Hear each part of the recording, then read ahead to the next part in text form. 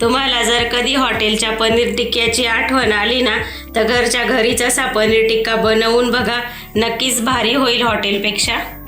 नमस्कार मैत्रिणींनो, स्वागत आहे तुमचं पुष्पा पाटील किचनमध्ये। आज आपल्याला घरच्या घरीच पण हॉटेलपेक्षा भारी असा पनीर टिक्का मसाला करायचा आहे। हा पनीर टिक्का मसाला इतका छान असा चवीला होतो, तर तुम्ही एखाद्या घरातल्या छोट्या मोठ्या पार्टीला सुद्धा बनवू शकता।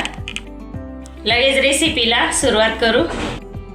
पनीर टिक्का मसाला करण्यासाठी मी इथे 200 ग्रॅम पनीर घेतलेला आहे। पनीर पॅकिंगचं असो किंवा डेअरीवरचं असो, पनीर आणल्यानंतर स्वच्छ धुवून घ्यायचं आहे।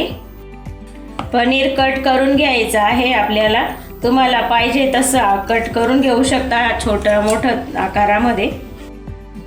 मीडियम आकारामध्ये मी इथे कट करून घेत आहे। पनीर छान कट करून घेतलेला आहे।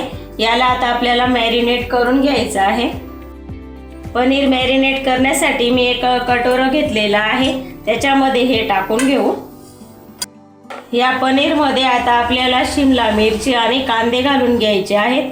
तर मस्त अशा आकारामध्ये मी शिमला मिरची आणि कांदे कट करून घेतलेले आहेत। तर 2 मीडियम साईजच्या ही शिमला मिरची आहे आणि 2 मीडियम साईजचे कांदे आहेत। याच्यामध्ये टाकायचं आहे आता आपल्याला दही। तर एक छोटी वाटी भरून मी इथे दही घालत आहे। पावडर मसाले घालून घेऊ। इथे मिरची पावडर आहे एक 1.5 चमच, अर्धा चमच काश्मीरी मिरची पावडर आहे, धना पावडर आहे 1 चमच। इथे मी पाव चमच किचन किंग मसाला घेतलेला आहे आणि 1 चमच गरम मसाला घेतलेला आहे। तुम्ही कोणताही एक मसाला वापरू शकता। चाट मसाला घेतलेला आहे मी छोटा 1 चमच, छोटा 1 चमच घेतलेली आहे हळद।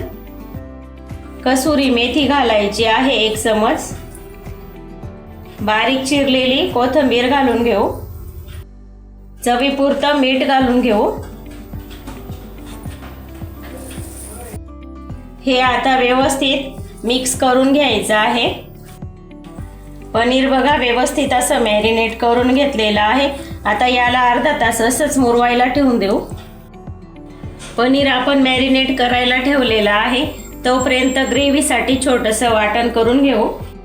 वाटण करण्यासाठी मी इथे 3 हिरव्या मिरच्या घेतलेल्या आहेत। या मिरच्या तिखट आहेत, तुम्हाला कमी जास्त करायच्या असतील तर चालू शकेल, किंवा तुम्ही फिकट मिरच्या असतात त्या टाकल्या तरी चालेल। अर्धा इंच आलं आहे, 9-10 लसूणच्या पाकळ्या आहेत आणि 2 टोमॅटो आहेत। टोमॅटो आपण आता चिरून घेऊ। टोमॅटोचं हे जे देठ आहे हे कापून घ्यायचं आहे।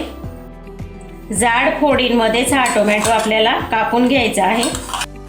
हे आता आपल्याला मिक्सरच्या भांड्यामध्ये टाकून बारीक असं दळून घ्यायचं आहे।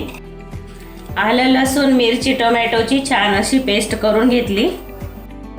लगेच आपण ग्रेव्ही करून घेऊ। ग्रेव्ही करण्यासाठी इथे मी कढई ठेवलेली आहे। कढई छान तापलेली आहे, तेल टाकून घेऊ।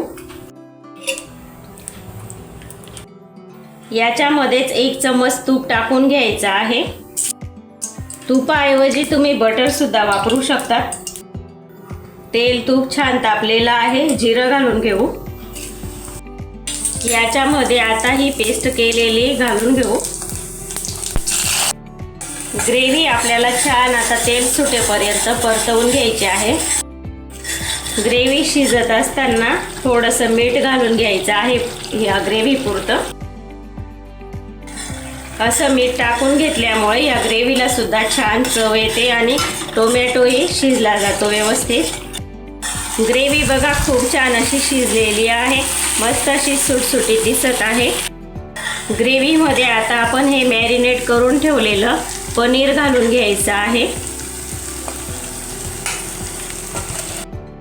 हलक्या हाताने मिक्स करून घ्यायचं व्यवस्थित। ग्रेव्हीमध्ये पनीर बघा मिक्स करून घेतलं आणि बघा ते सुद्धा छान असं परतलं गेलेलं आहे, मस्त असं तेल सुटायला लागलेलं आहे। याच्यामध्ये मी आता थोडंसं पाणी टाकून घेत आहे आपण ज्या भांड्यामध्ये हे पनीर मॅरिनेट करून ठेवलेलं होतं त्याच्यामध्येच मी थोडंसं पाणी टाकलं. व्यवस्थित असं मिक्स करून घेऊ. व्यवस्थित बघा मिक्स करून घेतलेला आहे आणि छान अशी ही भाजी गचकत आहे.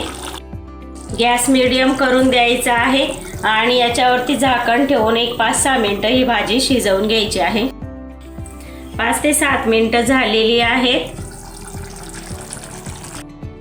मध्ये मी एक वेळा चेक करून पाहिलं होतं आणि बघा किती छान असा आपला पनीर टिक्का झालेला आहे.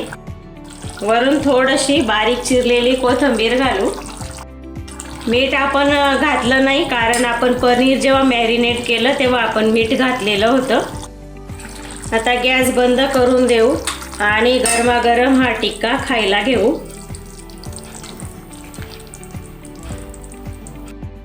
आणि बघा मस्त अशी प्लेट केलेली आहे. किती छान अशी दिसत आहे. चवीला सुद्धा तितकाच भारी झालेला आहे हा पनीर टिक्का. तुम्हाला ही पनीर टिक्क्याची रेसिपी आवडली असेल तर लाईक, शेअर, सबस्क्राईब करायला विसरू नका. धन्यवाद.